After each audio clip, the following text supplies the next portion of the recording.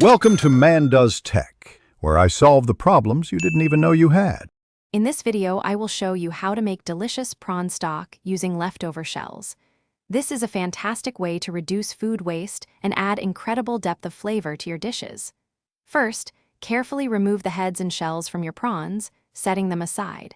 Give these shells a good rinse under cold water to clean them, then pat them dry. This simple step ensures a clean, flavorful base for your stock. Next, we'll build the flavor foundation.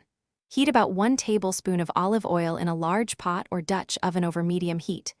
Add your prepared prawn shells and sauté them for about 5 to 7 minutes, stirring occasionally until they turn a vibrant orange and release their wonderful aroma. Then, toss in 1 chopped onion, 2 cloves of minced garlic, and 1 diced carrot. Cook these aromatics for another 5 minutes until they begin to soften. Now it's time to transform these ingredients into a rich stock.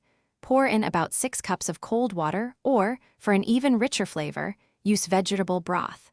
Add 1 bay leaf and a few whole black peppercorns to the pot. Bring the mixture to a gentle simmer, then immediately reduce the heat to low. Let it simmer uncovered for 20 to 30 minutes, allowing all those amazing flavors to meld beautifully. Finally, we'll finish our delicious prawn stock. Carefully strain the entire mixture through a fine mesh sieve into a clean, heat-proof bowl.